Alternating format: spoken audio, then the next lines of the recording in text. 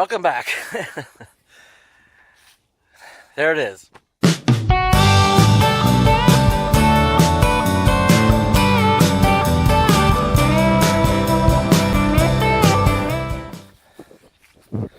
Okay, there it is. It's on. Phew. I just had to do a quick update here before, we're running out of time here. It's gonna be launch time to get the heck out of here pretty soon. And the projects are coming along. They're let me back up a minute. There we go.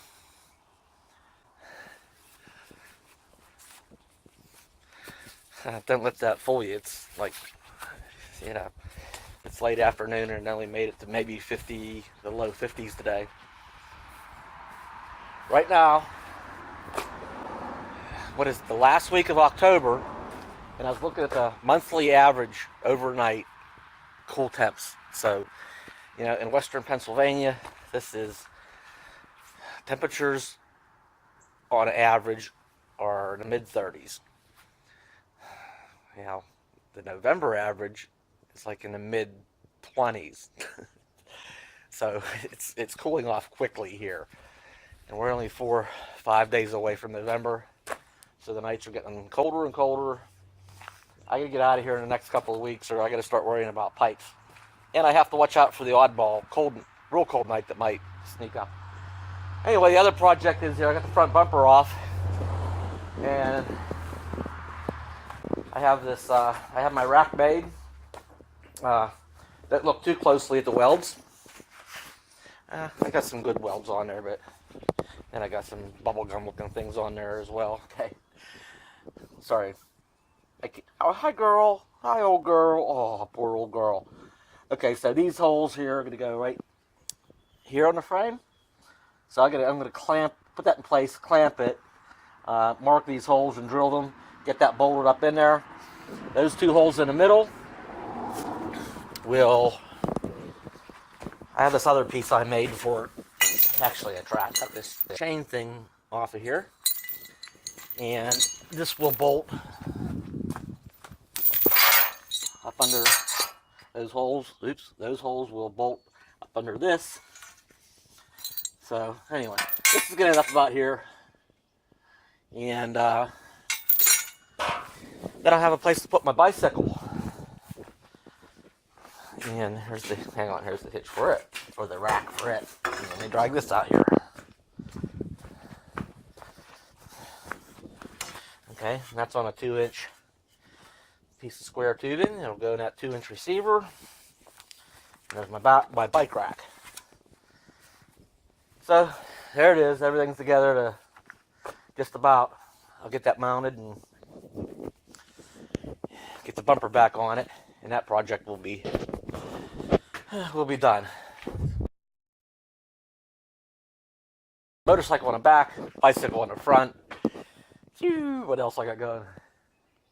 I put air lift bags, air springs, air suspension, whatever.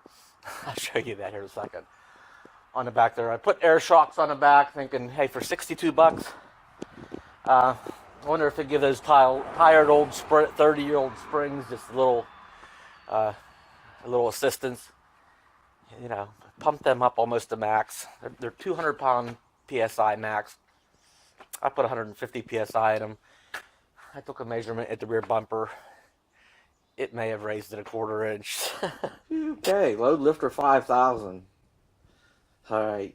Well, they showed trucks on the box, but this is specifically for my model van. I think it covers from 1978 to somewhere in the 1990s. So this is specifically for my van.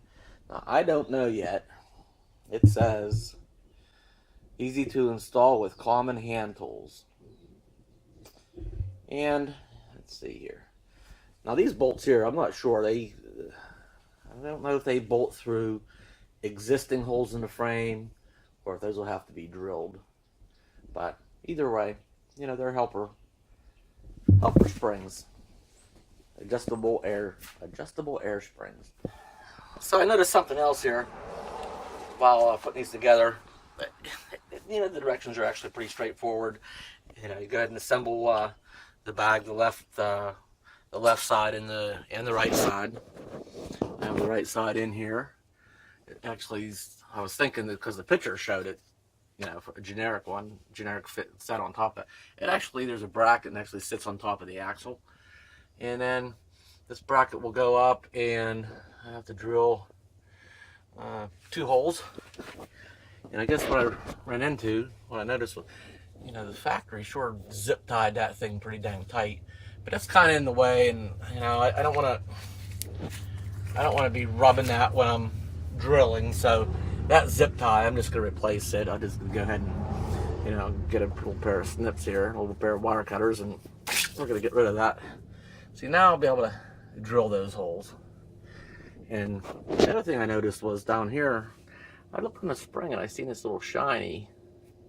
I seen this little bit of shiny spot. What the heck's that from?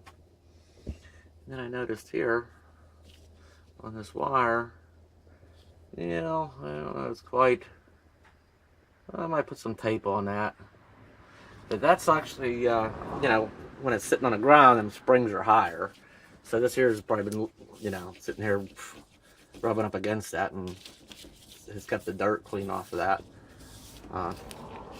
So what I'll do is, once that's drilled and bolted, I'm going to zip tie this. I might go top side, zip tie it there, in a couple of places. Keep that up off that spring. Keep this protected from rubbing through. So we'll take care of that with some new zip ties. And we've got this friendly bee that keeps visiting me.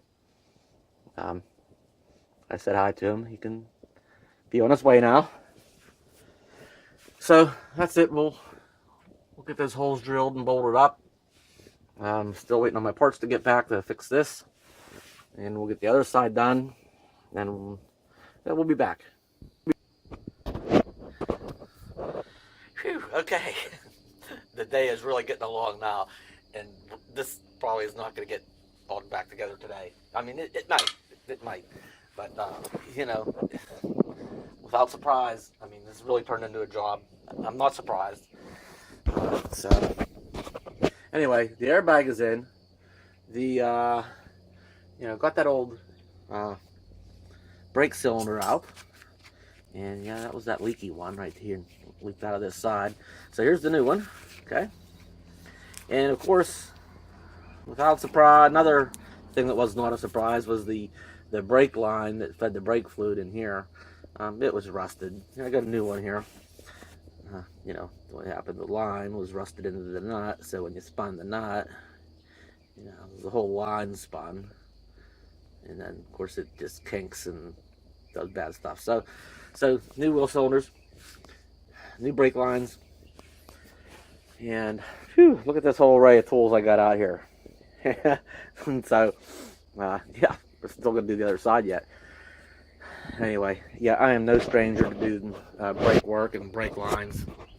It's familiar territory to me. So this is all under control. Thankfully, I got somebody running for parts when I need them. So that was the last thing. The brake lines ended up being bad. He's running for, actually this is one that's about 2 feet way too long, and that would happen to be in the garage. He's going to run and get 2 that are, you know, about the right size. And anyway, we'll get this thing back together sooner or later. Here's something I'll add. Has to do with what I said about weak links and fixing them. It's not always from age and wear and tear. Sometimes it's from how people do things wrong. And so this hitch was on here. Now this hitch here, just show you real quick. Where is it? That was that hitch is supposed to be mounted directly to the frame. They have washers in between it there and there. Let's see here. Yes, there's washers in between the frame and the hitch. That is not how you mount a hitch. And because they were, the reason they did what that was to, now I have the other side already loosened and dropped down, because the 2-inch receiver that comes out of the hitch sat, and they were, because they were afraid to notch out the back bumper a little bit. So they put washers as spacers to space it out. So I've notched that out. I have the I took the washers out of that side. I'm going to clean that frame up a little bit. Might throw a little bit of paint on it. I'm going to bolt that back up without the washers. And then come over and I'm going to take these washers out. Same thing now. There's just old flaky paint and a little bit of surface rust. But it's good and solid. So and then I'll drop it down. I'll take these washers out, clean this side up, put it back together without the spacers. It'll sit up in that notch.